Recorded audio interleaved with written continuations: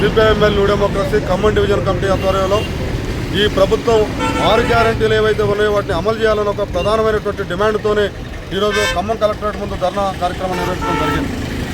గత పాలకులు చేస్తున్నటువంటి ప్రజా వ్యతిరేక విధానాలపైన ఈ తెలంగాణ రాష్ట్ర వ్యాప్తంగా ఉన్నటువంటి అన్ని వర్గాల ప్రజలు అనేక పోరాటాల ఫలితంగా సంవత్సర కాలం క్రితం కాంగ్రెస్ అధికారంలోకి వచ్చింది.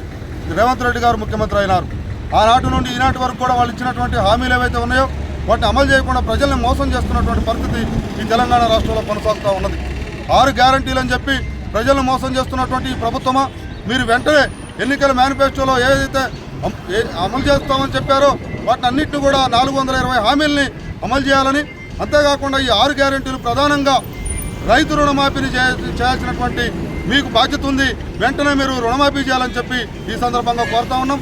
అంతేకాకుండా రైతాంగానికి ఏదైతే ఎకరానికి 15,000 రైతు భరోసా పథకాన్ని మీరు అమలు చేస్తామని చెప్పారో ఇప్పటికి కూడా దాన్ని అమలు చేసేటువంటి పరిస్థితి లేదు, దాన్ని ఊచెత్తడం లేదు. వెంటనే వాటిని అమలు చేయాలి. ఎకరానికి 15,000 రైతు భరోసాని వెంటనే ప్రారంభించాలి. కళ్యాణ లక్ష్మి పేరుతో కళ్యాణ లక్ష్మి ₹1,00,000తో పాటు ఒక తులం బంగారాన్ని ఇస్తామని హామీ ఇచ్చారు, దాన్ని వెంటనే అమలు చేయాలి.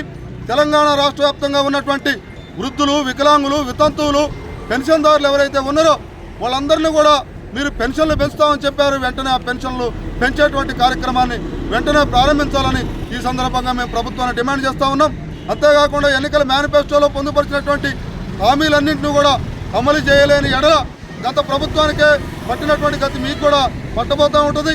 తెలంగాణ రాష్ట్ర వ్యాప్తంగా సిపిఐఎంఎల్ న్యూ డెమోక్రసీ పార్టీ ఆధ్వర్యంలో దశల వారీ కార్యక్రమాలను, దశల వారీ పోరాటాలని నిర్వహించాల్సినటువంటి పరిస్థితి ఉంటుంది అని చెప్పి ప్రభుత్వాన్ని మేము హెచ్చరించడం జరుగుతూ ఉంది.